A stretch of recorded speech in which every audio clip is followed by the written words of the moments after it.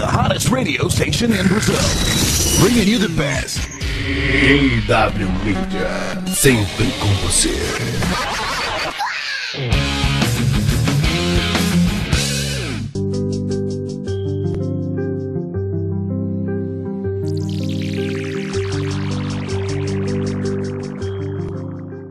Olá, bem-vindos mais uma vez no programa Econet, iniciando os trabalhos em 2011 com muita coisa interessante para vocês. A gente já mostrou aqui várias maneiras de se fazer educação ambiental, através da música, do esporte, enfim, várias coisas. Hoje nós vamos mostrar a educação ambiental através do mundo mágico da contação de histórias. Vamos conhecer Zé Boca, Marcos Boi e uma maneira muito inteligente de se fazer educação ambiental. Vamos ver contação de história com os dois.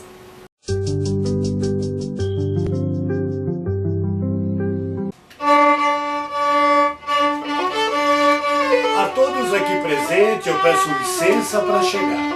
Como manda a educação, começo por me apresentar. O meu nome é José Boca e boca eu tenho é para falar. Muito embora estivesse quieto, calado eu, não sei ficar.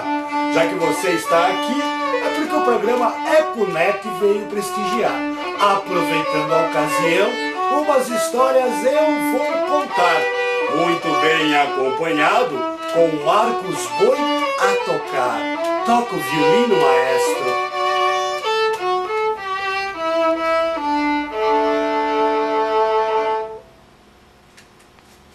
Olá amigos, bem-vindos mais uma vez ao programa Econet, iniciando o ano de 2011 com chave de ouro, é claro.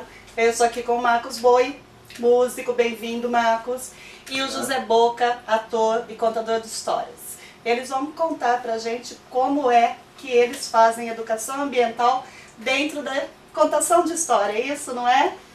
Na verdade, gente, boa tarde, bom dia, né? Porque entrar na internet não tem hora e não tem dia, né? Boa madrugada. Na verdade, esse trabalho não é só como educação ambiental, mas é para todo o processo. E a gente carrega todo o nosso repertório de informações, o nosso modo de vida, também nas histórias. E a gente também tem um pouco dessa preocupação ambiental, né? Então a gente não tem temas específicos só sobre meio ambiente, mas também sobre meio ambiente. Sim, acaba englobando tudo e assim ensina as crianças de várias maneiras a seguir em frente, não é? Mas a ideia é passar o recado, porque contar a história é quase que um presente, né, desse assim. Então o presente as pessoas às vezes aceitam e usam, às vezes as pessoas aceitam só para dizer, agora no final do ano você deve ter ganho um monte de presente, né? Ganhou aquela meia da sua avó, porque minha avó dava meia todo ano, a gente aceitava bonitinho, mas nem sempre usava. E aí conta a história mais ou menos como dar um presente, a pessoa aceita ou não. E às vezes a história pode bater para uma pessoa, pode não bater para outra, pode bater de maneiras diferentes para cada pessoa que ouve. Então assim, é quase que um semear, né? A gente semeia, algumas brotam, outras não brotam, né? O Marcos Boi é músico, tem uma banda de blues. Conta um pouquinho pra gente também como você começou, Marcos, como que vocês acabaram se conhecendo e juntando esse espetáculo que vocês fazem. Olha, eu também, de uma certa maneira, eu acho que é importante, inclusive, a gente começar a pensar em resgatar essa história, que o Grupo Olho na Rua era um grupo muito aberto para as pessoas que queriam participar fazendo performances públicas de qualquer maneira. E eu acabei entrando em algumas performances tocando violino. Geralmente eles juntavam músicos que intervinham de alguma maneira com as apresentações. E aí a gente chegou a fazer algumas coisas juntos, algumas apresentações juntos na rua, e acabou, a gente tinha muita afinidade ideológico-artística, digamos assim, pensava o jeito de fazer arte parecido. Eu era de Mairinque, ainda morava lá, mudei para cá em 1996, mas acabei me integrando a esse grupo, que era um grupo além de fazedores de arte, era um grupo pensante, um grupo que pensava a arte, como intervir, como interagir com a sociedade. Eu acabei fazendo parte desse incrível grupo que eu tinha na época 20 anos, me formou como artista, e acabei dando sequência nesse trabalho com eles, trabalhei com todos eles, com a Márcia Má, com o Benão, com o Álvaro, mas com o Zé a gente tem uma parceria, acho que mais antiga, constante, né? Esse pessoal, eventualmente, ainda trabalho com eles, gravei no disco da Márcia Má e tal, faço shows com ela, Mas eu e Isaboca estamos há 18 anos já apresentando e pensando esse trabalho e levando para o Brasil afora.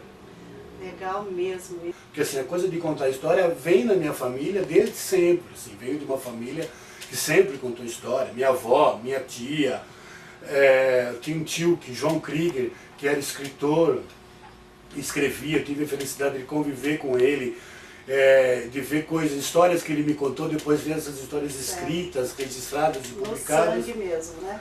Oi? No sangue mesmo. Na família, hein? Da palavra. E hoje em dia temos um trabalho, eu, Marcos, às vezes eu sozinho, acompanhado com o Marcos, com o Maurício também, que às vezes nos acompanha, mas o trabalho é basicamente em cima da palavra. A gente trabalha com a palavra, temos acho que 2 histórias só que a gente usa alguns adereços, mas o resto é música e palavra. Certo. Sobre a questão ambiental, nesse caso, a criança consegue assimilar melhor, não é? Quando ela ouve uma história que fala sobre o assunto, está entretida ali, está gostando de ouvir, mesmo que tenha outras histórias junto, você acha que ela assimila melhor? É importante um trabalho desse, não é? A gente fez, até é legal disso, né, que a gente fez um trabalho em toda a rede municipal de Votorantim. A gente fez todas as escolas, né, do ensino fundamental de 1ª a 4ª série. E era muito comum a gente encontrar as professoras na sala, né, na sala dos professores, na hora do intervalo, do recreio, falando: você viu fulano? Ele ficou quietinho, eu não acredito. E ciclano não se mexia, lembra disso? Ele falou várias escolas, né? Então essa que sim, porque qual é a proposta? É um jogo, né? A gente propõe jogar, né? Então isso, se você consegue captar a sua plateia, ele vai jogar com você, né? E aí tudo que você jogar, ele vai assimilar. Evidente que, como a gente já falou, que tudo tem a ver com o repertório de informação também de quem está ouvindo a história, o quão aquela pessoa, né, aquela cabecinha, aquele ouvinte, assimila, tem entendimento, discernimento daquilo que você está falando.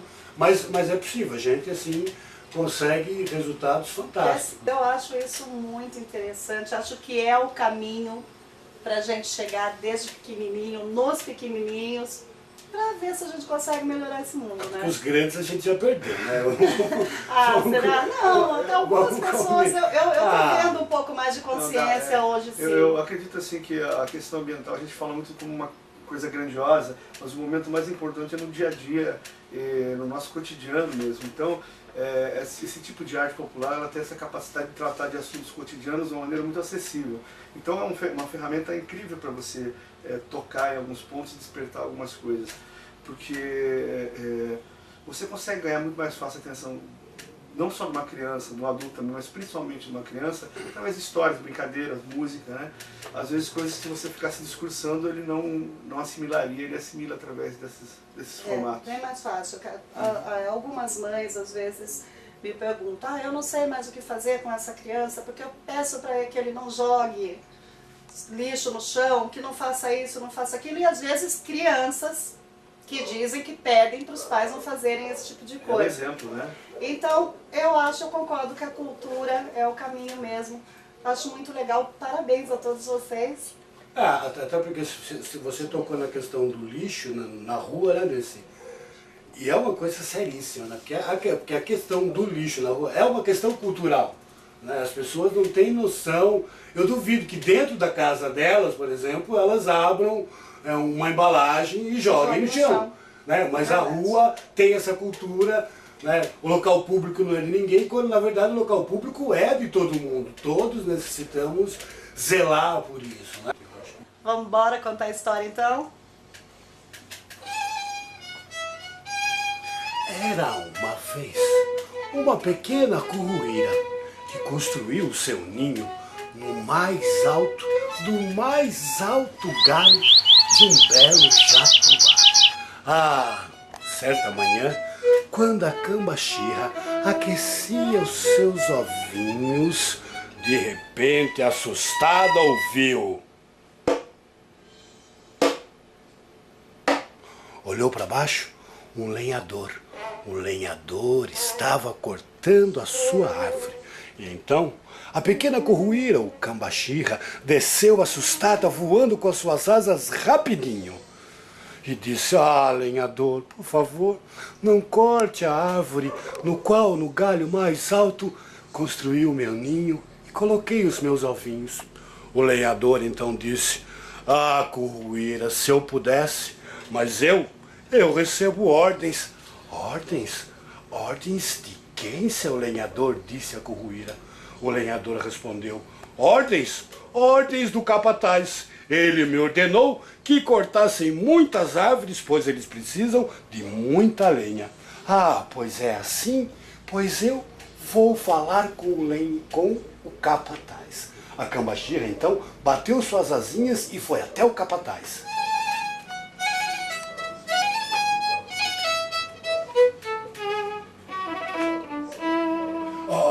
Seu capataz, por favor, eu sou a curruíra que construiu lá no mais alto galho do jatobá o meu ninho onde coloquei os meus ovinhos. E agora o lenhador disse que vai cortá-la, e eu pedi para ele não cortar. Ele disse que o senhor é quem mandava. Por favor, capataz, pede para ele não contar. Ah, se eu pudesse, curruíra, mas eu recebo ordens. Ordens, capataz? Mas recebe ordens de quem? Eu recebo ordens do barão, e o barão me exigiu que cortasse muita lenha. Ah, é? Pois então eu vou falar com o barão. A Cambaxirra voou até o barão.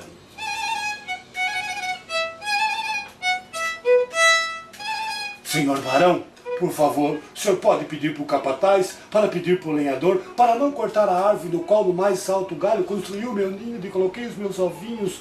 O barão disse: ah, se eu pudesse, curruíra, mas eu recebo ordens. Ordens, seu barão? Mas ordens de quem?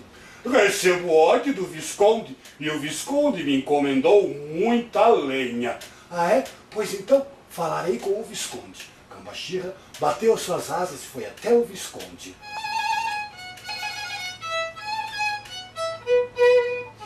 Senhor Visconde, será que o senhor poderia pedir para o barão, para pedir para o capataz, para pedir para o lenhador, para não cortar a árvore no qual, no mais alto galho, construiu o meu ninho e coloquei os meus ovinhos?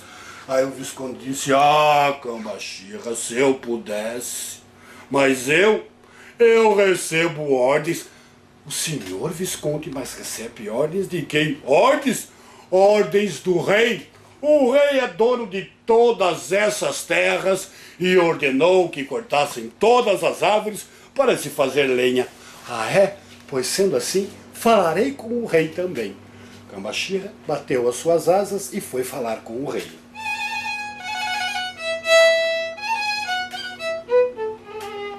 Encontrou o rei nos seus aposentos com postura de rei, foi logo entrando pela janela e dizendo: seu rei, será que o senhor podia falar para o Visconde, para falar com o barão, para falar com o capataz, para falar com o lenhador, para não cortar a árvore no qual no mais alto galho eu construí o meu ninho onde coloquei os meus ovinhos? O rei então se fezou e disse: quem você pensa que é, dona Cambaxirra, dona Curruíra, seja lá o nome que a senhora venha a ter? Eu sou o rei. A senhora acha que pode entrar aqui e me dar ordens desse jeito, para falar com o Visconde, para falar com o barão, para falar com o capataz, para falar com o lenhador? Eu não recebo ordens de ninguém e não vou falar coisa nenhuma. A Cambaxirra, a Curruíra, então, arrepiou suas asas, suas penas e disse: ora, seu rei, mas o senhor tem medo do quê? Sabe o que eu vou fazer? Eu vou chamar todo mundo para me ajudar. O rei então arregalou seus olhos, arrepiou e disse: não, Curruíra, Cambaxirra, todo mundo não, pois todo mundo eu tenho medo. Foi então que o rei, com medo de que todo mundo se unisse para defender, pediu ao Visconde, que pediu ao barão, que pediu ao capataz, que pediu ao lenhador, e finalmente não cortaram a árvore no qual a Curruíra, Cambaxirra, no mais alto galho, havia colocado seu ninho e postado seus ovinhos. Entrou por uma porta, saiu pela outra. Quem souber, que conte outra. Obrigado. Muito bem. Parabéns aos dois. Muito legal também o trabalho do Marcos, o acompanhamento. Olha, gente, se todo mundo se unir, não acontece nada de mais grave com o nosso meio ambiente.